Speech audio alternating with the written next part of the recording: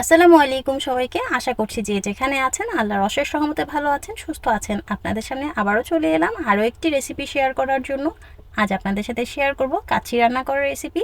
কিভাবে করে আপনারা একেবারে হোটেলের মতো পারফেক্ট কাচ্চি তৈরি করতে পারবেন আজকের ভিডিওতে আমি তাই দেখিয়ে দিব। তা আমি প্রথমেই কাচ্চি রান্না করার জন্য এখানে 1 কেজি পরিমাণ পোলার চাল নিয়েছি। এটাকে ভালো করে ধুয়ে পরিষ্কার করে নিয়েছি। এখন আমি এর মধ্যে পানি দিয়ে এটাকে ভিজিয়ে রাখবো আধা ঘন্টা, তাতে করে চালটা বেশ ঝরঝরা হবে। নিয়েছি 1.5 কেজি পরিমাণ খাসির গোস্ত। আমি একটু বড় সাইজের গোস্ত নিয়েছি, যেহেতু হোটেলের কাচ্চিগুলোতে গোস্তগুলো একটু বড় বড় থাকে। এখানে আমি কিছু আলু আগে থেকে একটু লবণ দিয়ে সিদ্ধ করে নিয়েছি। এর মধ্যে আমি সামান্য জর্দা রং দিয়ে এটাকে এখন ভালো করে মাখিয়ে নেব। আপনারা চাইলে কাঁচা আলুটাও নিতে পারেন, তবে সেই ক্ষেত্রে একটু সিদ্ধ হওয়ার ঝামেলা থেকে যায়। নিয়েছি কাজু বাদাম ও পেস্তা বাদাম বাটা। এখানে নিয়েছি 2 কাপ পরিমাণ পেঁয়াজ কুচি, এটাকে আমি বেরেস্তা করে নেব।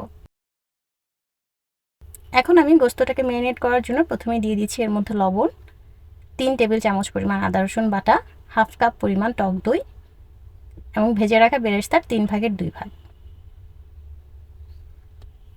দিচ্ছি 1 টেবিল চামচ পরিমাণ চিনি, 2 টেবিল চামচ পরিমাণ ঘি,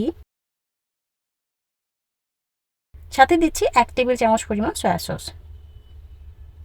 সবশেষে দিচ্ছি কাচ্চি মশলা, আপনারা বাজার থেকে কিনে যে কোনো মশলা ব্যবহার করতে পারেন। এরপরে এটাকে ভালো করে আমি মেখে রেখে দেব আধা ঘন্টা। এর মধ্যে আমি পেঁয়াজ বেরেস্তা করা তেলের মধ্যে আলুগুলোকে ভেজে নিচ্ছি। খুব বেশি ভাজার প্রয়োজন নেই, যেহেতু আলুগুলো আগে থেকে সিদ্ধ করা আছে। 5 মিনিটের মতো ভেজে নিলেই হবে। তো আমি এইভাবে নেড়ে চেড়ে এটাকে 5 মিনিটের মতো ভেজে নিব। 5 মিনিট পরে দেখুন আলুগুলো দেখতে এরকম হয়েছে। আমি এখন এগুলো তেল থেকে তুলে নিচ্ছি। এই তেলটাকে আমি একটু ঠান্ডা করে নেব। আধা ঘন্টা পরে আমি মাখানো গোস্তগুলোর মধ্যে দিয়ে দিলাম বাদাম বাটা। এটা দিয়ে আমি আবারও ভালো করে গোস্তটাকে মাখিয়ে নেব এবং দিয়ে দিচ্ছি তেলগুলো। তেলগুলো দিয়ে আবারও গোস্তটাকে ভালো করে মেখে নিতে হবে এবং আরও রেখে দিতে হবে আধা ঘন্টার মতো। ম্যারিনেটটা যত ভালো হবে গোস্তটা তত তাড়াতাড়ি সিদ্ধ হবে এবং নরম হবে। তো আধা ঘন্টা পরে আমি চুলায় একটি হাঁড়িতে বেশ কিছু পানি বসিয়ে দিয়েছি। এর মধ্যে আমি প্যাকেটের মধ্যে থাকা আস্ত মশলাগুলো দিয়ে দিলাম এবং দিয়ে দিচ্ছি পরিমাণ মতো লবণ। এরপরে পানিটা ফুটে আসলে এর মধ্যে ভিজিয়ে রাখা চালগুলোকে পানি ছেঁকে দিয়ে দিতে হবে। তারপরে চালটা ফুটে আসলে আধা সিদ্ধ হলে এটাকে আমি চুলা থেকে নামিয়ে নিব। তো চালটা ফুটতে ফুটতে আমি এই ফাঁকে হাঁড়ির মধ্যে মাংসগুলো সেট করে দিচ্ছি। লবণটা অবশ্যই চেক করে দিবেন, কারণ এরপরে লবণ দেখার কোনো অপশন থাকবে না। তা আমার এখনও চালটা ফুটেনি। ওই ফাঁকে আমি পাতিলের ঢাকনাটাকে ভালো করে আটা দিয়ে সিল করার জন্য আটা মেখে নিচ্ছি। তো এইভাবে করে ঢাকনার চারদিকে আমি আটা দিয়ে দিলাম। আমার চালটা এতক্ষণে আধা সিদ্ধ হয়ে গেছে দেখুন। এখন আমি এগুলোকে গোস্তের উপরে আস্তে আস্তে দিয়ে দিব। এইভাবে পানি ঝরিয়ে আমি চালগুলো গোস্তের উপর দিয়ে দিচ্ছি। এভাবে করে 1 লেয়ার চাল দেওয়া হয়ে গেলে এর মধ্যে আমি কিছুটা আলু দিয়ে দিব এবং সামান্য বেরেস্তা ছিটিয়ে দিব। আমি একটা কাপের মধ্যে আগে থেকেই দুধের সাথে 2 টেবিল চামচ ঘি গলিয়ে রেখেছিলাম, তার কিছুটা দিয়ে দিলাম। আবারও আমি আরেক লেয়ার চাল দিয়ে দিব।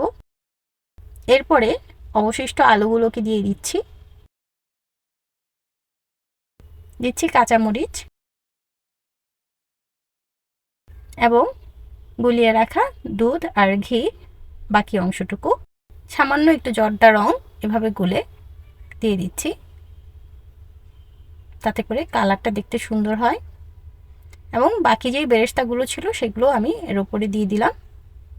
এবার আমি ঢাকনা দিয়ে একেবারে ঢেকে এটাকে সিল করে দিব, যাতে ভেতর থেকে কোনো ভাপ বের হতে না পারে, এবং দমে রেখে দিব 1 থেকে 1.5 ঘন্টার মতন। আমি 1 ঘন্টা পরে আপনাদেরকে খুলে দেখাচ্ছি।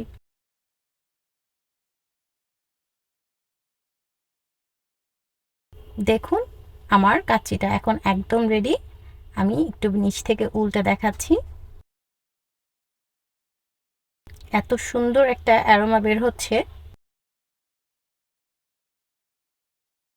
গোস্তগুলোও একদম পারফেক্টভাবে কুক হয়ে গেছে, একদম নরম হয়ে গেছে। তা আমি একটা প্লেটে নিয়ে আপনাদেরকে দেখাচ্ছি। এইভাবে করে কাচ্চি রান্না করলে কাচ্চি একেবারেই পারফেক্ট হবে। দেখুন আমার কাচ্চিটা দেখতে যেমন পারফেক্ট হয়েছে, টেস্টও এরকম পারফেক্ট হয়েছে। তো রেসিপিটা যদি আপনাদের ভালো লেগে থাকে তাহলে অবশ্যই লাইক করবেন, কমেন্ট করবেন এবং শেয়ার করবেন। আমার চ্যানেলটিকে সাবস্ক্রাইব করে পাশে থাকা বেল বাটনটি ক্লিক করে দিবেন এই ধরনের সুন্দর সুন্দর রেসিপি পাওয়ার জন্য। সেই সাথে আমার ফেসবুক পেজটাকেও ফলো দিয়ে রাখবেন। পেজের লিংক এবং নাম ডেসক্রিপশনে পেয়ে যাবেন। আজ তাহলে এ পর্যন্তই, আবারও দেখা হবে নতুন কোনো ভিডিওতে নতুন কোনো রেসিপি নিয়ে। সে পর্যন্ত সবাই ভালো থাকবেন, সুস্থ থাকবেন। আল্লাহ হাফিজ।